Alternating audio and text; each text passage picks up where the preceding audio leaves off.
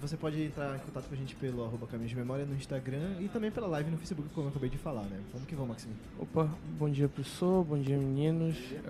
Bom dia de vocês para os ouvintes. A gente pode fazer da esquerda para a direita, depois faz ao contrário. Bom dia, professor. Bom dia, todo mundo que está ouvindo. Bom dia, Carlos. Bom dia. Então, gente, para quem não sabe, tanto o professor Avelino quanto a Letícia e o Carlos Eduardo têm um projeto de extensão na área de educação patrimonial. E acho que é muito pertinente a gente falar desse assunto, principalmente porque agora, no início de setembro, a gente fez aniversário do incêndio no Museu Nacional. E, inclusive, é o motivo de nós estarmos com esse programa de rádio aqui hoje, né? Então, eu queria que vocês, da maneira que vocês se sentirem confortáveis, falassem pra gente um pouco sobre o que é esse conceito de patrimônio, porque quando se fala de patrimônio, a primeira coisa que se pensa é uma coisa muito universal e muito física, e que não necessariamente é. Então, com a palavra, vocês. Bom dia a todos novamente, todo mundo que está assistindo, a todos e a todas, né? E, primeiramente, o que a gente tem que se perguntar, né? Muita gente pergunta o que é patrimônio. Patrimônio, a primeira coisa que vem na nossa cabeça é a questão, a origem da palavra mesmo. Patrimônio é herança, né? Então, o sentido original dela tem a ver com essa herança familiar. Mas hoje, quando a gente fala em patrimônio, a gente está falando também, nos dias de hoje, né? Quando a gente fala sobre patrimônio, a gente está falando em referências culturais. Ou seja, o patrimônio cultural hoje, ele se forma a partir de referências presentes na história de cada indivíduo, de cada grupo, de cada sociedade, de cada comunidade. E isso tem a ver também, aí que entra a questão da herança. Isso entra a questão da herança para essas comunidades, mas que são passadas de geração a geração. Então, hoje a gente fala, a linguagem que a gente utiliza são essas referências culturais, que elas ligam as pessoas aos seus passados, aos seus pais, aos seus avós, e que viveram muito tempo antes delas também, porque a gente pode ver o patrimônio arqueológico, por exemplo, que a gente vai falar depois. E a principal questão, na verdade, do patrimônio, quando a gente fala, no sentido mais geral, é que a gente quer passar ele para uma geração futura. Então existe essa relação sempre. Então, para nós, né, aqui todos e todas do curso de História, quando eu lembro, inclusive, eu aprendi isso com o professor Avelino, gente, não é fazer propaganda não, mas é verdade, que quando nós, enquanto historiadores, quando a gente não costuma usar muito o conceito de arqueologia, mas sim de cultura material, né, e essa cultura material enquanto patrimônio, assim, e a nossa relação de historiadores, às vezes também arqueólogos, o que está perto e o que está longe, assim, o que a gente chamou, né, de aproximações e distanciamentos, o que para o historiador de fato flui melhor do que para o arqueólogo e vice-versa, né? No caso, o professor Avelino que está aqui com a gente exerce as duas funções, então... professor... Bom, dando continuidade que eu estava falando, eu acho que aí eu vou continuar, que daí vai responder essa questão. Quando a gente fala em patrimônio, primeiramente ele não tem importância só para uma pessoa, ele tem importância para várias pessoas, né? E então o patrimônio ele é sempre algo coletivo, ele é uma história compartilhada, são edifícios, são festas, são lugares onde um grupo, principalmente uma questão de um grupo, na verdade, que vai se identificar. Agora, tem que falar um pouco brevemente. Se a gente for pegar pela Constituição, a nossa Constituição de 88, ela ampliou o conceito que foi estabelecido lá em 37, a primeira vez, quando era isso. O primeiro conceito, ele fazia a separação entre patrimônio histórico, artístico, falava várias separações. Hoje, quando a gente fala em patrimônio, a gente fala patrimônio cultural. Existe no IFAM, mais recentemente até, de falar patrimônio natural. Patrimônio, eu não gosto nem do termo, na verdade, de questão de natural. Por que eu não gosto? Porque a gente não pode pensar nessa separação entre natureza e cultura tão estanque também. Então, hoje a gente está aprendendo isso. O IFAM, ultimamente, ele já tem a própria concepção dele de referências culturais. Se vocês tiverem interesse, procurem na internet, existe o manual deles de referências culturais. Eles fazem para todos, na verdade, para qualquer cidadão que tenha vontade de entender e trabalhar juntamente com uma comunidade para ver quais são as referências culturais. Então, por que estou fazendo esse histórico? Porque antigamente, quando tinha essa ideia do que é patrimônio artístico, o que é patrimônio arqueológico, o que é patrimônio histórico, fazia separações de algo que são inseparáveis. Então, primeiro de tudo que tem que se ver, não estou criticando lá o Mário de Andrade, não estou criticando aqueles que fizeram aquilo que contribuíram muito para o patrimônio do Estado, graças a eles que a gente preserva, a gente tem essas leis. Porém, era uma coisa vista de cima para baixo. Então, eu costumo muito falar para meus alunos e para a Letícia e para o Carlos também, né? O pessoal que participa do projeto, é que quando a gente chega numa comunidade, quando a gente chega numa sala de aula, a gente nunca chega impondo o que seria esse patrimônio. Então, vamos pensar assim, se eu fosse do IFAM aqui, a própria pessoa do IFAM ia falar a mesma coisa que eu falo para vocês. Existe duas coisas, o patrimônio enquanto o que o IFAM considera, e existe o patrimônios, quantas pessoas consideram. E hoje o IFAM, essa questão de referência que é interessante que eles começaram a adotar já na verdade já lá em 88, lá já tinham começado a adotar já, mas só agora que está começando a ter frutos. Então essas referências são objetos, práticas, são saberes, lugares que são apropriados pela cultura e vão construir essa identidade, né? Então que a gente chamaria de uma raiz de uma cultura, né? Então isso é uma visão também do IFAM, né? Mas é claro que quando a gente vai numa comunidade indígena vai ser uma maneira diferente, a gente tem que aprender com eles para trabalhar com a linguagem deles também, para a gente conseguir se entender. Então, mas existe ainda a importância do trabalho do educador patrimonial, o agente patrimonial hoje se fala. Então o IFAM mesmo, falar um pouco da questão do IFAM, o que o IFAM tem falado hoje também? Formar agentes patrimoniais. Formar agentes patrimoniais seriam todos nós. Então todos nós somos agentes patrimoniais. Queria fazer trabalho do IFAM. Não é isso. O IFAM é muito pouco, gente. Ele não vai conseguir fazer o trabalho todo. É a gente que tem que fazer o trabalho.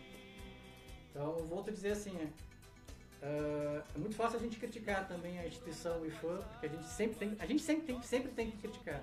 Não podemos deixar, a gente tem que ser crítico. Porém, hoje o IFAM ele tem já essa mentalidade já de muitos acadêmicos e a quantidade de experiências que tiveram em várias comunidades, então fez essa separação que tinha antes, respondendo ao que o Lucas tinha perguntado, essa separação que a gente faz entre o que seria próprio de uma área ou de outra.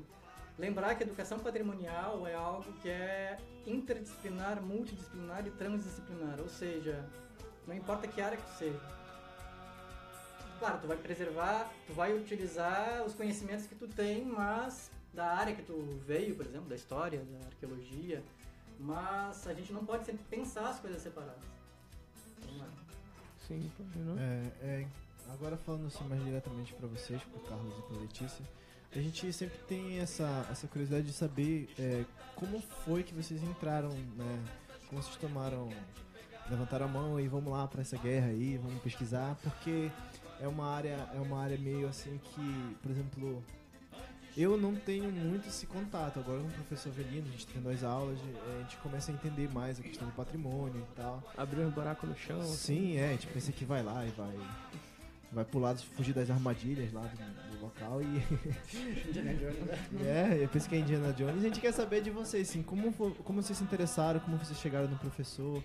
É claro, sem entregar a cereja do bolo, porque depois a gente vai falar do projeto de vocês. Começando pela Letícia. Bom dia. Bom, durante todo o meu ensino básico, ensino fundamental, ensino médio, eu não tive educação patrimonial. Então, até chegar na universidade, eu não tive esse contato com a educação patrimonial. Eu não sabia para que a educação patrimonial servia. Então, logo que eu entrei na universidade, eu tive uma disciplina referente à arqueologia e de extensão, de prática. Então, eu comecei a me interessar estudando educação patrimonial, que foi quando eu conheci o professor Avelino. E a educação patrimonial, ela tá se desenvolvendo ainda, mas ainda é bem bem pouco que está se fazendo.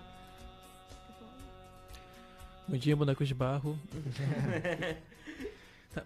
No meu caso, eu já tinha um interesse pela arqueologia antes mesmo de entrar no curso de História. Só que como eu não tinha um curso de arqueologia aqui no estado, aqui no Macapá, eu entrei no curso de História porque seria meio que uma ponte que me levaria à arqueologia.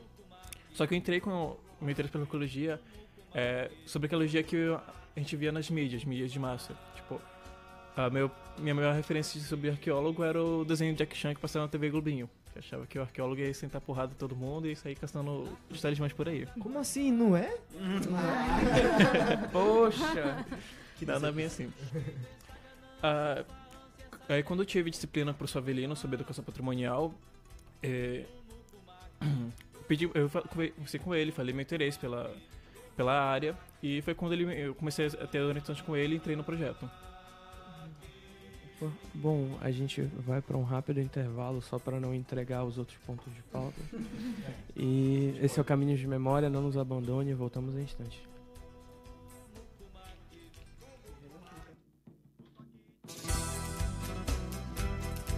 Opa, estamos de volta com o programa Caminhos de Memória. Renan precisou se ausentar um instantinho, já está voltando. Para você ouvinte que está na live do Facebook, não se espantar.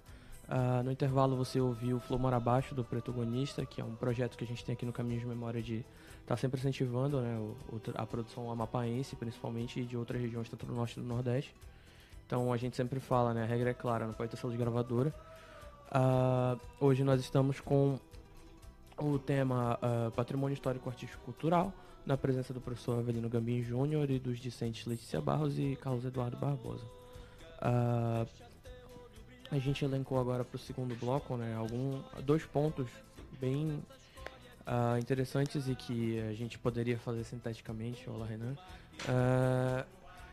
que é justamente sobre o processo de tombamento do IPHAN, né, que dá muito trabalho, como o professor Avelino colocou aqui, é um órgão que trabalha bastante agora, principalmente em todas essas instituições de incentivo à ciência e tecnologia com orçamento reduzido, acho que está ficando mais difícil ainda, e também sobre a situação patrimonial no Amapá, devido à ausência de políticas públicas na área de educação patrimonial. Então, como que vem sendo o trabalho de vocês nesse sentido? E também a gente queria saber como funciona um pouco o trabalho do IPHAN. Para quem não sabe, no ano passado, o professor Avelino, junto com a professora Angélica, não pôde estar aqui hoje, mas outros estudantes de História tinham um projeto de extensão aqui na escola de capacitação do campus Marco Zero. Acredito que a Letícia e o Carlos também faziam parte. Então, se vocês puderem falar um pouco dessas duas coisas pra gente, da experiência dos meninos e desse processo de tombamento também. Primeiramente, eu acho que... Primeiramente, tem que falar uma outra questão, que é uma coisa que sempre pergunto. É uma coisa que também é praxe nas aulas também. A primeira coisa que a gente começa é fazendo uma diferenciação entre o que é cultura material e o que é material. De novo, a gente tem que pensar que essas são as questões mais pedagógicas, é uma questão metodológica, de como é que a gente faz para as pessoas entenderem como é que o IPHAN pensou isso também para conseguir fazer uma separação, para catalogar essas coisas. Né?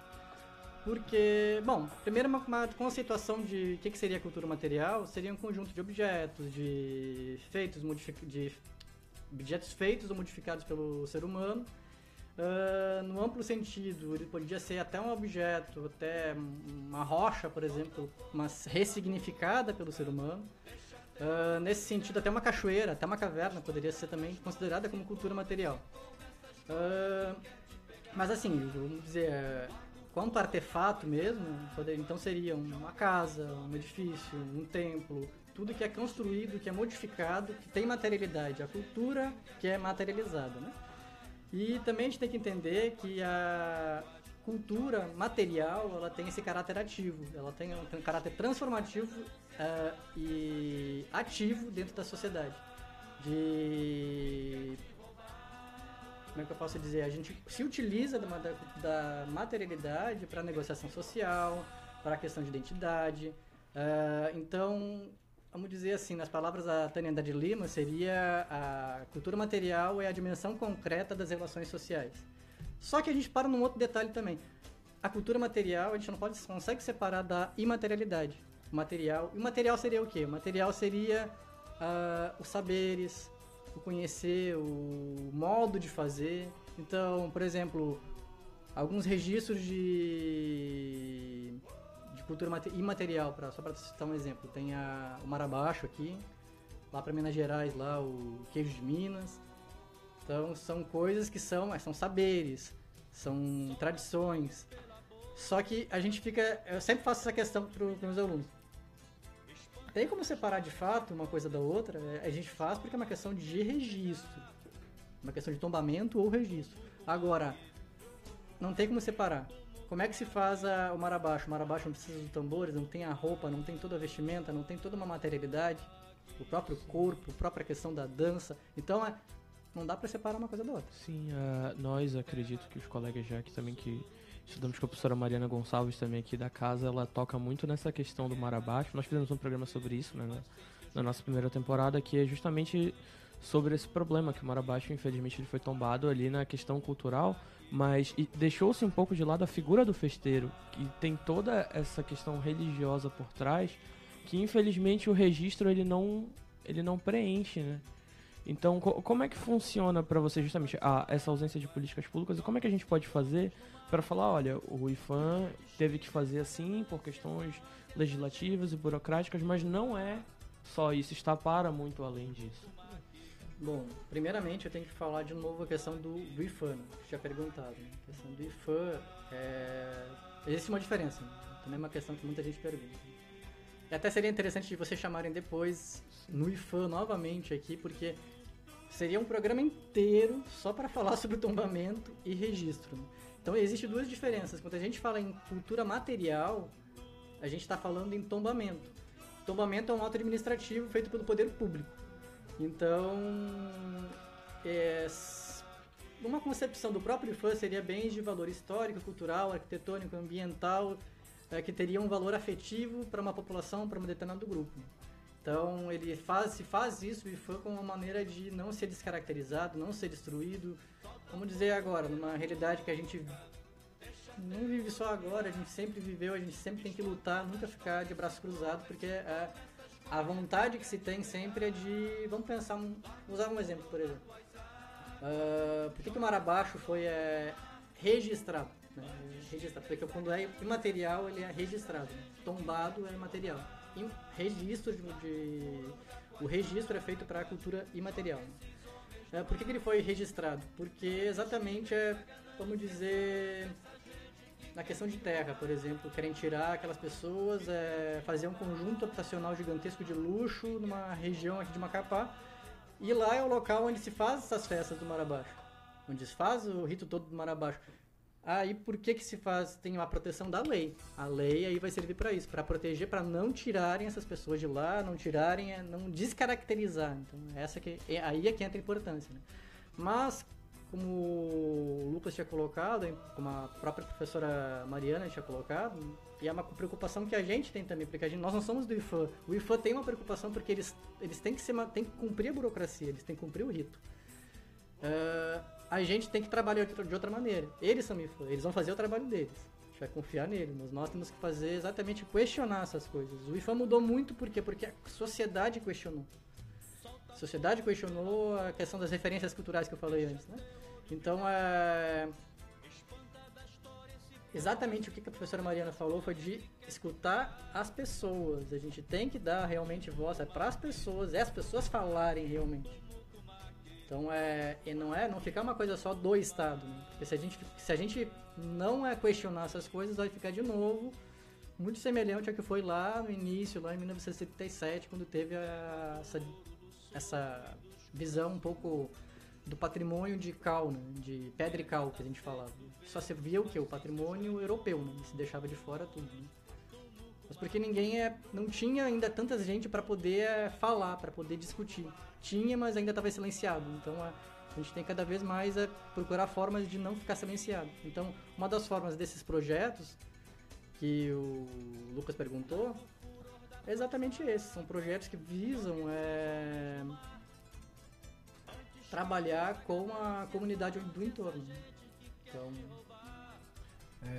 agora, falando mais diretamente com os meninos, mais especificamente com o Eduardo, a gente vai saber um pouco do projeto. Primeiro, eu queria perguntar Como é que faz pra deixar o cabelo tão sedoso assim?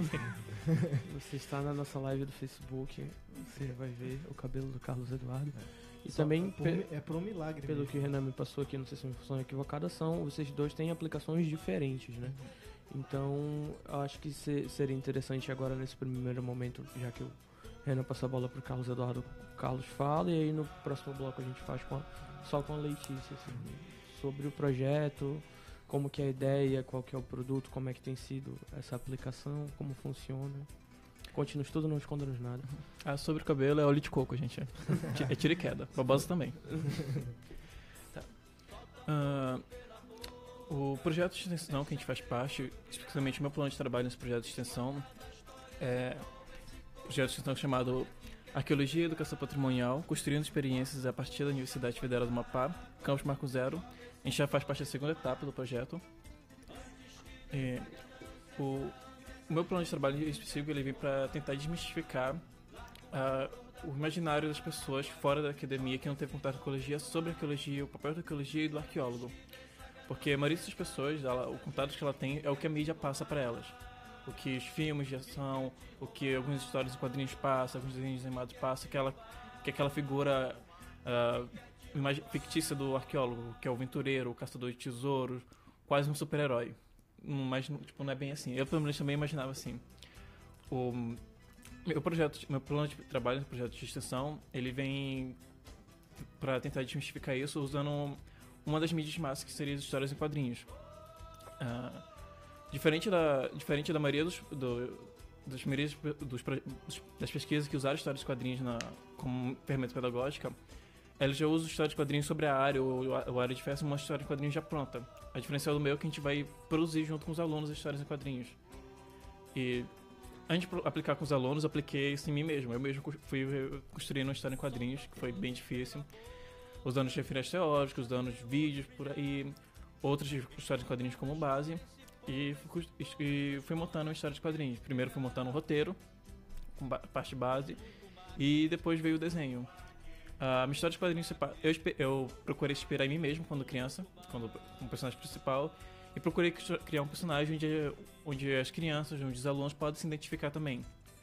Tipo, história personal, minha história se passa numa escola de Macapá, com uma criança chamada Natácia, uma aluna do ensino fundamental, que ela assiste um programa sobre arqueologia, um arqueólogo, tipo o Jack Chan, das leituras de Jack Chan da TV Globinho, e aquilo inspira ela a ser arqueóloga. Só que ela fica inspirada a ser arqueóloga pelo aquilo que ela vê na televisão.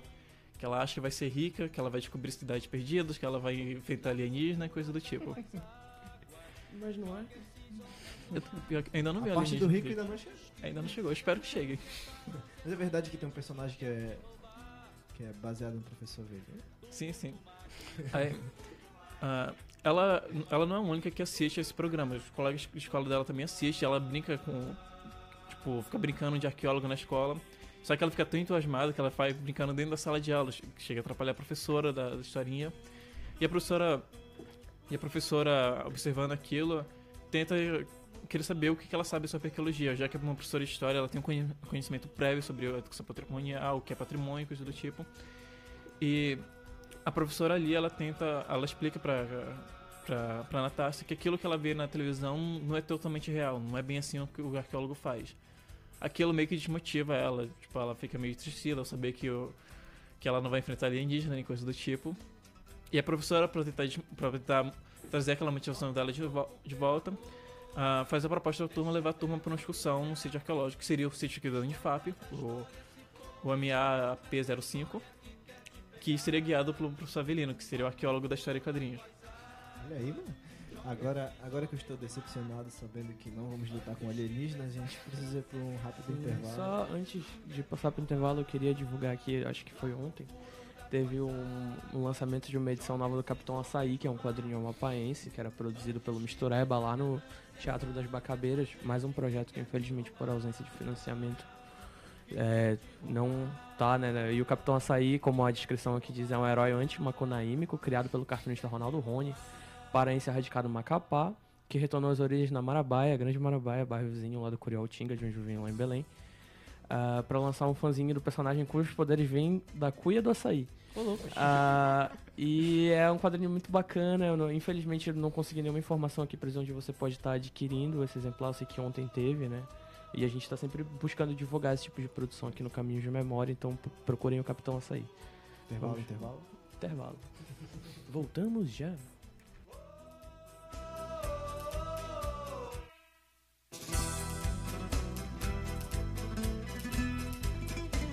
Voltando com o programa Caminhos de Memória, aqui pela sua rádio universitária. Bom, hoje nós estamos com a casa cheia, né? Com a presença do professor Avelino, do Carlos Eduardo e da Letícia. Estamos falando sobre patrimônio. Sim, inclusive estamos com o público. O professor Andros está aqui com a gente. Você está na live Tá do Facebook. virando- Ouça o Diversidade Religiosa. Tá ouvindo? Tá virando programa de auditório isso. Vamos que vamos. E Maximin, tem que se ligar no movimento aí que não pode ter selo de gravadora, né? Sim, com certeza. E aí, pra variar um pouco dos nossos barulhos do intervalo. Que isso? Gente, faz barulho, mas só falam de coisa bonita as músicas, tá, gente? Vocês ouviram Te Quero Pra Mim, do Andrew Balderler, lá de Belém do Pará, uma guitarrada. Dedicar essa música pra minha namorada, Alana, que tá ouvindo a gente, um beijo. Agora no nosso terceiro bloco, né? A gente tá dividindo, né? Passando pro professor Avelino que tá orientando. A professora Gelli não pôde estar aqui hoje, né? A professora Cecília. Beijo pra Mandar professora um Gelli. beijo pras duas, um abraço. A professora Cecília é uma professora queridíssima aqui nessa casa. E a gente tá no nosso terceiro bloco, né? Que é justamente Educação Patrimonial, Pesquisa, Ensino, Extensão e Licenciamento Ambiental. Acho que antes do programa começar a gente estava falando um pouco sobre isso, né? No corredor. E a gente faz assim, começa o professor Avelino, depois fala do plano de trabalho da Letícia, né? Que são diferentes, né? O Carlos Eduardo está escrevendo uma trama mexicana em quadrinhos. E vamos lá, professor. Bom, fazer uma primeiramente eu vou só falar que o Ronaldo ele mandou um abraço para vocês, para todos os ouvintes, para bancada do programa. E também ele lembrou aqui saudando um ano do programa já. Né? Sim, estamos de berço. Devido à tragédia anunciada no Museu Nacional, estamos aqui hoje, né? Essa aqui você pode falar. Se não for nos estender muito, na verdade. Mas a questão realmente a gente nunca pode esquecer o Museu Nacional, a tragédia do Museu Nacional, a tragédia anunciada. Né? Perdeu 12 milhões esse ano, né? Não é nem questão só de dinheiro, é questão que não dá para retornar mais. Eu tô acompanhando meus colegas que estão fazendo escavações lá, literalmente são escavações arqueológicas, para conseguir recuperar todo o material biológico, material geológico, material arqueológico, documento, porque tem documentos, tinha documentos da época do Brasil Império que tava lá também. Então tinha muita coisa que estava guardada, tinha coisas que tinha que se fazer escavações ainda, ou seja, o problema é um problema que já vem de muito tempo. Então, a última vez que teve realmente alguma preocupação foi ainda na década de 40. A partir de lá, o só começou a piorar. Então, aquilo lá serve como uma... Não quero me alargar muito quanto a isso. Né? Mas a questão, ele serve de um alerta para a gente pensar também aqui no Amapá, porque as nossas instituições também estão sofrendo, também estão com perigo de se acabarem, de pegar fogo, de demolirem, de desabarem. Então, vocês viram o que aconteceu no Museu Joaquim Caetano, por exemplo, não sei se vocês recordam, daquele alagamento que teve lá, que inundou peças arqueológicas, documentos, materiais etnográficos, ou seja, foi uma perda, realmente. Se abafou o caso, né, na imprensa e na... Mas sempre se faz isso. Sim. O Museu Nacional é um caso clássico. Como eu falei, desde a década de 40 sempre aconteceu. Não foi surpresa. Pegar fogo, desculpa, mas não foi surpresa. Sim. Já pegou fogo, né? Quer que eu faça o quê de acordo com as palavras do poder público? Acho que ainda dá pra fazer muita coisa, mas... e falar... Só antes de passar pra Letícia também falar do plano de trabalho dela, o Museu Joaquim Caetano sempre tem essa promessa de reabrir. Eu estive lá durante a minha infância. E eu acho que é mais do que nunca a gente precisa estar sempre reafirmando que esses espaços eles são necessários não só para nós dentro da academia, mas como para toda a sociedade, para que as pessoas conheçam um pouco de quem nós somos. Né? Só passar mesmo para Letícia, porque... Professor. Rapidinho, só para falar. É uma questão que eu esqueci de falar. As ações e os objetivos do projeto de extensão também. É importante. Então ele começa primeiramente com a formação dos alunos, né? fazer uma instrumentalização, porque a Letícia e o Eduardo, a gente tem trabalhado muito com eles leram muita coisa, eles têm feito fechamento, discussão de texto, eles estão fazendo. Porque é uma área que não eles estão trabalhando com a questão da arqueologia e a questão do patrimônio, como eu falei, que ele é multidisciplinar, né? Então, ele tem várias etapas, como eu falei, né? Ele tem a etapa também dessa etapa da questão técnica, questão teórica, metodológica que eles têm que aprender, mas também eles serem agentes, serem difusores, serem agentes culturais, agentes patrimoniais também. Então a ideia é que se passe isso para a comunidade, principalmente ao entorno aqui da universidade. Por quê? A gente tem um sítio arqueológico aqui. A ideia principal foi chamar a atenção para isso. Tem um sítio arqueológico aqui na universidade que precisa ser feito muita coisa ainda. É um sítio que muita gente, inclusive alunos, não sabem, quando entram na universidade, não sabem que tem. Se perguntar aqui na universidade, muita gente não sabe realmente.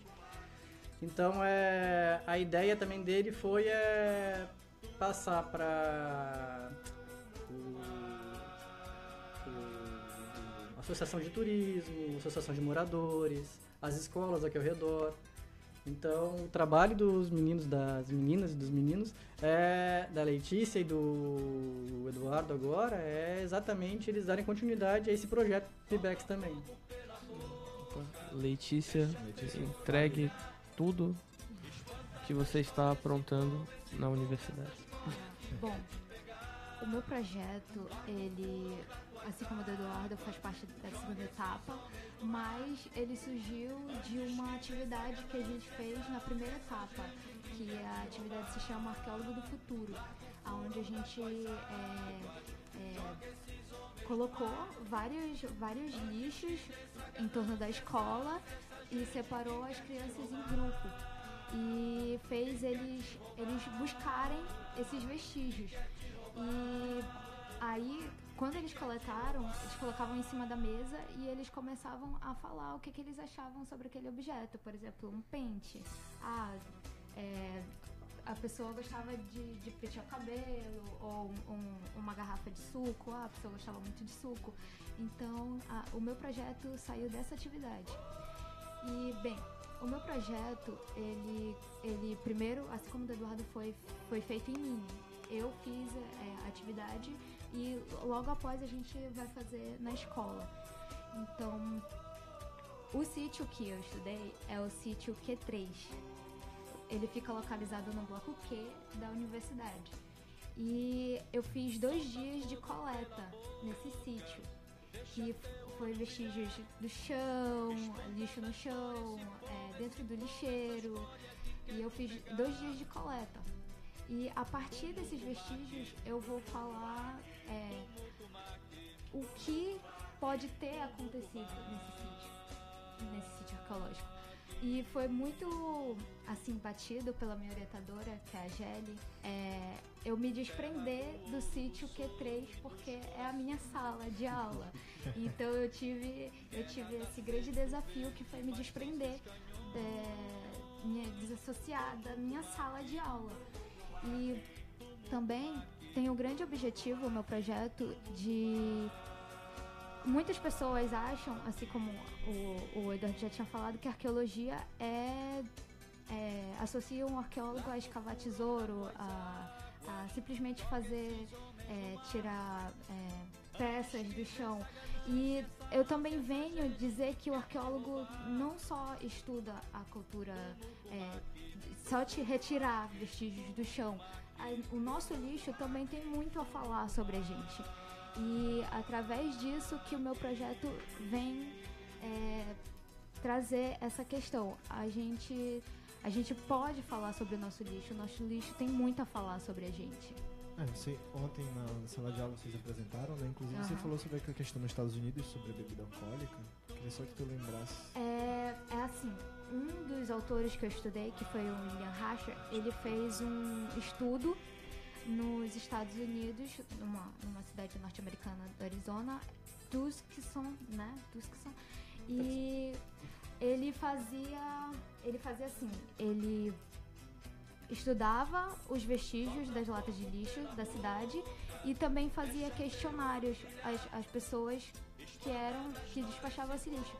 E alguma coisa não batia, porque, por exemplo, coisas que as pessoas falavam nos questionários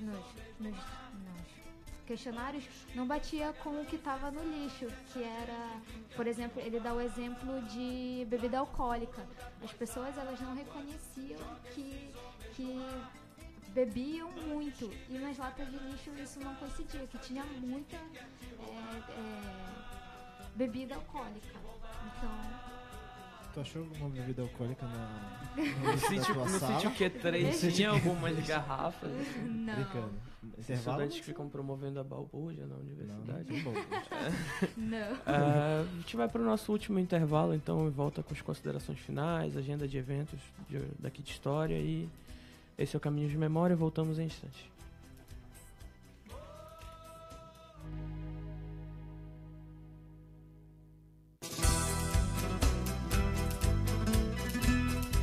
Opa, estamos de volta com o programa Caminhos de Memória, um programa vinculado ao Centro de Memória, Documentação Histórica e Arquivo Semedarc Unifap.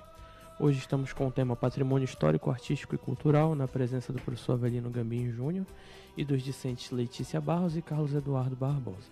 A gente está no nosso último bloco, um bloco mais rapidinho de considerações finais.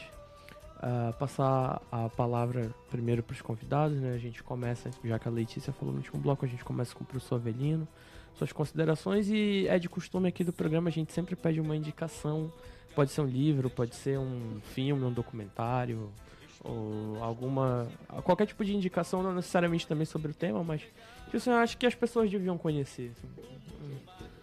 Bom, primeiramente, a gente tem que se perguntar por que a gente tem que preservar o patrimônio. Então, acho que eu quero iniciar nesse ponto, na verdade.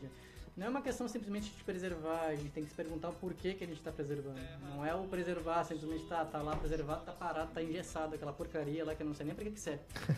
Então é por isso que eu falei, nosso objetivo, nossa função enquanto cidadão, não do IFAM, é cutucar o IFAM. O IFAM quer isso, exatamente isso que ele pede também que você faça. Que, por exemplo, uma das questões que falam, por exemplo, da Fortaleza de São José. Vocês acham justo tombar ela, colocar tudo bonitinho lá, mas ninguém poder entrar, ninguém poder usar, ninguém poder fazer nada, ficar parado lá no tempo? Isso não existe, isso é uma aberração. Porque o patrimônio, ele serve exatamente como eu falei para vocês, a cultura material, segundo a Tânia André de Lima, é uma referência essa que acho que todo mundo poderia ler, ela vai falar que a cultura material ela é a dimensão concreta das relações sociais, ou seja, a gente faz tudo através da materialidade. É por isso que eu falei, quando falou, o historiador... Não, o historiador tem que pensar também, porque como eu falou, apesar de eu ter as duas formações, eu incito os meus alunos sempre. A materialidade está aí o tempo inteiro, é uma fonte também a mais, para historiador falando. Então a gente não pode pensar que a gente não pode usar também. Sim, então se você quiser mandar um abraço para alguém, um beijo, indicar uma leitura, um filme, uma música... Passar Instagram, Facebook, algum evento que vocês venham a promover ainda. Bom,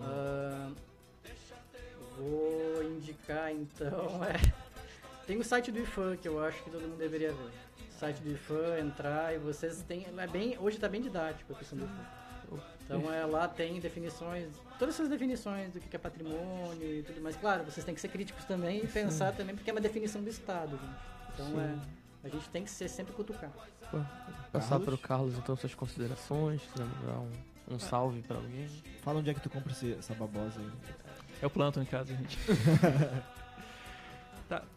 Como dica de leitura, eu indico ler uma história de quadrinhos, assim que ela tiver finalizado. Em breve nas melhores livrarias. Exatamente. Miserável é um gênio. Vamos ver as aventuras de Natasha por aí.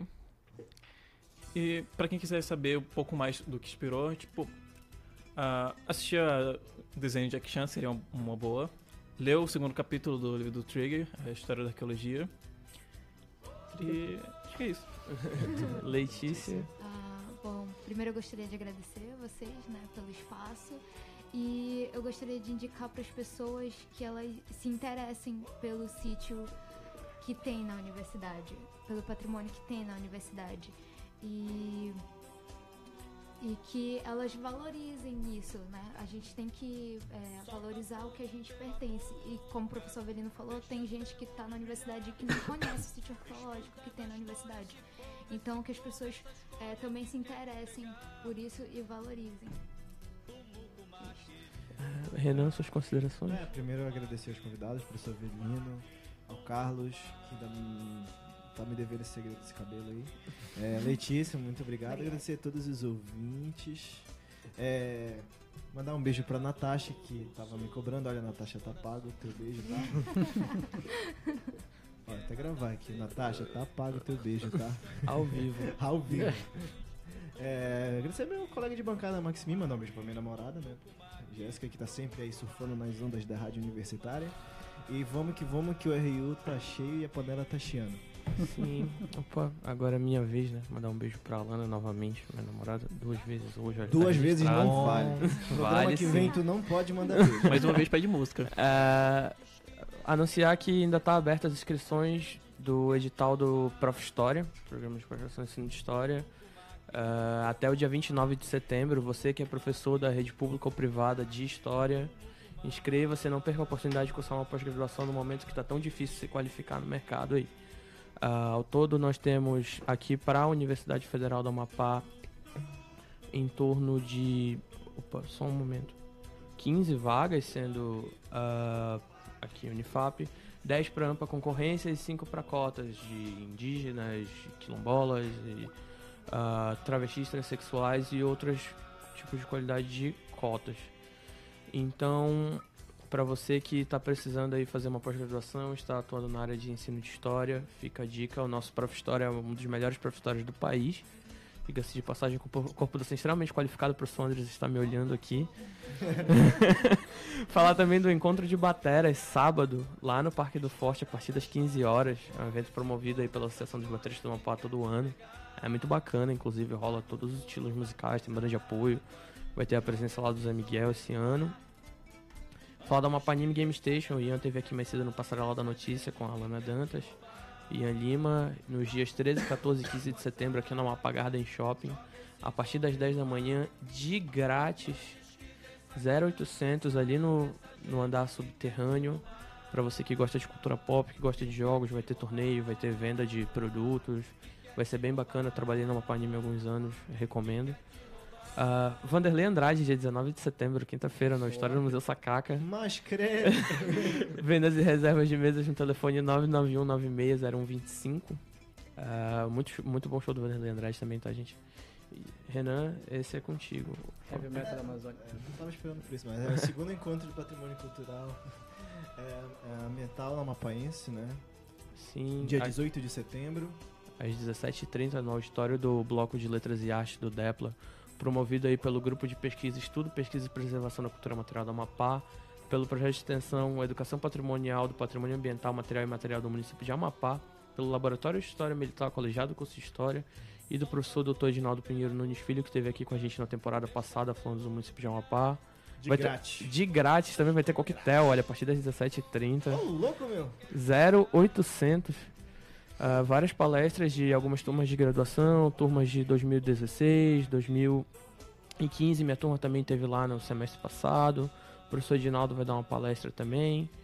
E para finalizar essa agenda de eventos, a gente tem o Subcultura, dia 21 de setembro, volume 5, lá no Anfiteatro da Floriano Peixoto, a Praça do Skate, que a gente chama ali, Johnny Bigode, Nova Ordem, Estéreo Vitrola, Senhor Causa e San Rousseau. A gente sempre que pode está dando uma força pro independente aqui. O nosso muito obrigado. Esse foi o Caminhos de Memória. Ouça Diversidade Religiosa do CEPRES daqui a pouquinho. E até a semana que vem.